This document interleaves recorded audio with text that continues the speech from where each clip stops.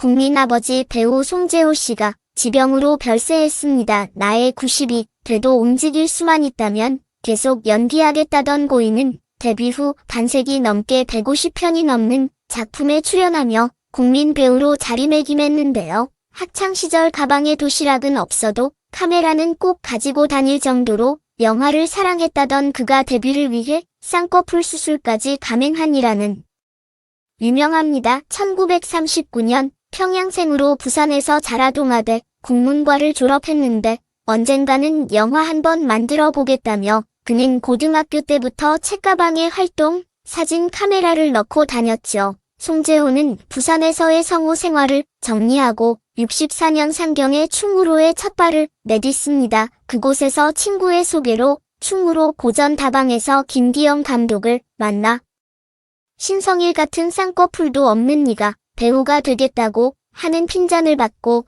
그 자리에서 바로 째오면 되겠습니까? 하고는 그 길로 눈을 째고 왔다고 하는데요. 오기로 바로 쌍꺼풀 수술까지 받을 만큼 영화에 대한 열망이 뜨거웠고 당시 그가 가진 건 배짱뿐이었죠. 송재호는 나이가 들어서는 인자한 아버지 역으로 대중이 친숙하지만 젊었을 때는 제임스 딘 같이 반항하역도 제법 했고 전쟁 영화도 많이 했습니다. 그런데 송재호는 자신의 인생 역정이 드라마 전의 전쟁과 같았다며 사채로 인해 3번이나 극단적 선택을 시도했고 50년간 사채비자에 갚으며 살아왔다는 충격 고백을 했죠. 영화 제작의 뜻을 품고 30대 초반에 영화 제작사를 차렸지만 곧바로 망해 1억 원이 넘는 빚을 지게 됐는데 엄청난 빚을 진 송재호는 은행을 이용하는 것에 한계를 느껴 사채를 쓰기 시작했고 사채로 빚을 갚는 등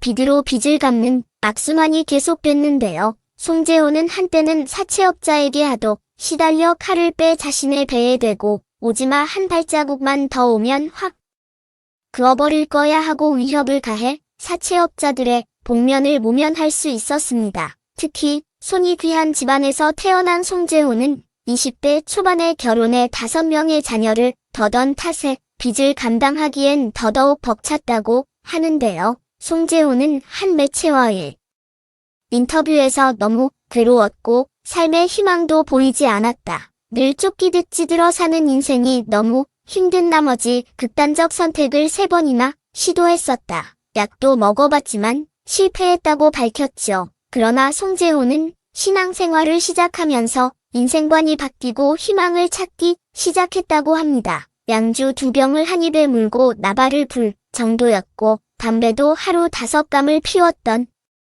송재호는 1980년 고정 출연하던 한 라디오 프로그램을 통해 만난 패널의 손에 이끌려 교회에 나가게 됐고 차츰 안정을 찾아갔죠. 그러나 경제적인 문제는 여전히 해결되지는 않아 고통은 계속됐는데 2000년 영화사를 차렸다가 9.11 테러로 인해 뉴욕 로켓 영화가 무산되고 막내 아들을 교통사고로 잃는 등 또 다시 고난이 찾아옵니다. 사남 인류의 자녀가 있었는데 2000년 막내 아들이 눈길에 차가 미끄러지는 교통사고로 사망했고 그 충격으로 단기 기억상실증에 걸렸던 적이 있죠. 결혼을 앞둔 28세상이 마냥 아름다웠을 나이에 애지중지하던 막내 아들을 2000년 1월 교통사고로 잃고 마는데요. 그때의 충격으로 그는 한동안 병원 신세를 져야 할 정도로 아들을 잃은 아픔의 충격은 그렇게 컸습니다. 부실한 고속도로 관리와 국산 승용차의 엉성한 품질이 빚은 참사였던 까닭에 그에 대한 분노까지 겹쳐 자신을 추스르기 힘들었죠.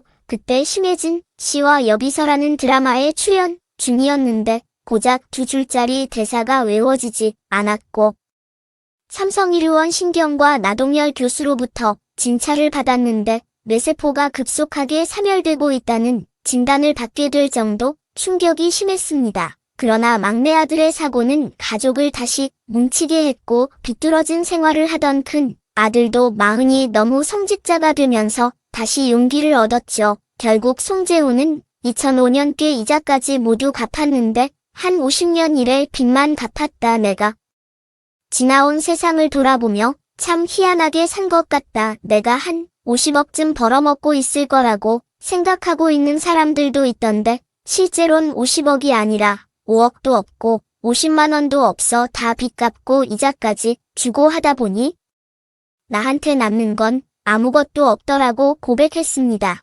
연예인이라는 점 때문에 사채업자들의 위에 이용당했다고 말했는데 사실 사채 유혹에 걸려들어 헤어나오기 힘든 늪에 빠진 연예인은 한둘이 아니죠. 사채업자에 시달리다가 끝내 세상을 떠난 고 안재환이 대표적인데 아내 정선희는 안재환이 사채빚이 있어서 협박을 받았다는 말을 해 큰 파문을 일으키기도 했는데요.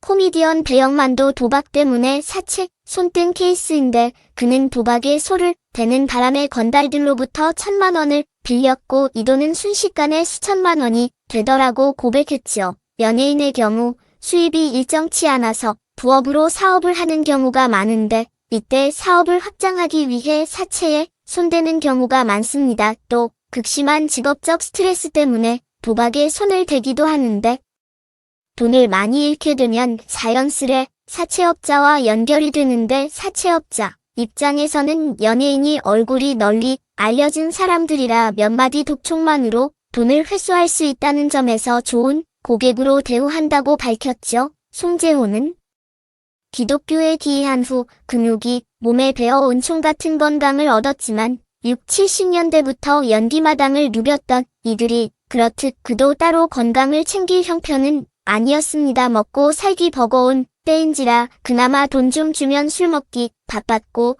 조니워커 2병쯤 앉은 자리에서 해치웠다고 합니다. 또 그는 연예계에 내로라 하는 골초였는데 81년 교회 금식 기도로 끊기 전까지 체인스모커였죠. 하루 4배값이 보통이었는데 당시 KBS 본관 입구에 커피숍이 있었고 그가 방송국에 들어서면 아가씨가 담배 5갑을 꺼내 건네곤 했다고 합니다. 그것도 모자란 나중엔 다른 사람들한테서 얻어 피울 정도였으니 조년 국수보다 많이 피웠을 거라고 했죠. 그런 그가 사흘간의 금식기도로 담배를 딱 끊었고 그 후에도 입에 대지 않았다고 합니다.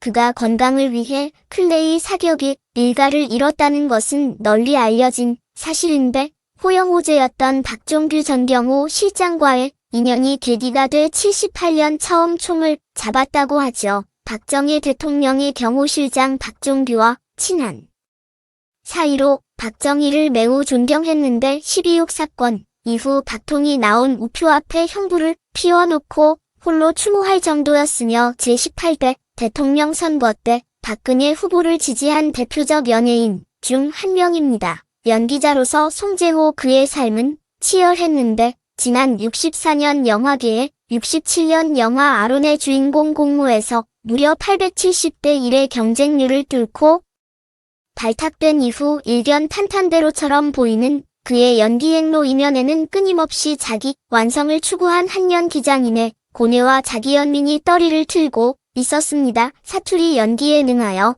현지인도 고향 사람으로 착각할 만큼 자연스러운 사투리를 구사하였고 평소엔 완벽한 표준어를 구사하고 또 부산에서 살았던지라 부산 사투리를 어색하지 않게 잘 구사했죠. 영화 살인의 추억에서 맡았던 경찰 반장 역은 원래 표준어를 구사하는 캐릭터였으나 좀 더 인상적인 이미지를 위해 송재호가 봉준호에게 제2의 부산 사투리로 바꿨다고 합니다. 또한 고향이 평양이다 평양 사투리도 아주 자연스럽게 구사해 영화 용의자에서 이북 출신 기업 회장 박건호 역으로 등장하는데 여기서 보인 사투리 연기는 실제 평양말이라고 탈북민도 인정할 정도였죠. 늦은 나이에 데뷔한 나이가 꽤 많았음에도 어려 보이는 외모 덕에 많은 영화 주연을 맡으며 1970년대 주목받은 청춘 스타로 큰 인기를 누렸습니다. 사격은 연기에 힘을 보탠 원동기 같은 에너지원이었는데요. 세계 사격연맹 회장이었던 박종규 경호실장이 세계 사격선수권 대회를 서울에 유치했는데 가깝게 지내던 터라 뭔가 도와야겠다고 생각해서 송재호는 자신의 8mm 카메라로 7시간 30분짜리 대형 개인 기록 영상물을 만들어 전달했다고 합니다. 송재호는 그때 태릉 사격장을 드나들며 클레이 사격에 반해 결국 사격 없이 못 사는 마니아가 됐고 뭐든 시작하면 끝을 보는 천성 탓에 그때부터 틈만 나면 사격장으로 달려갔죠. 사격에 빠져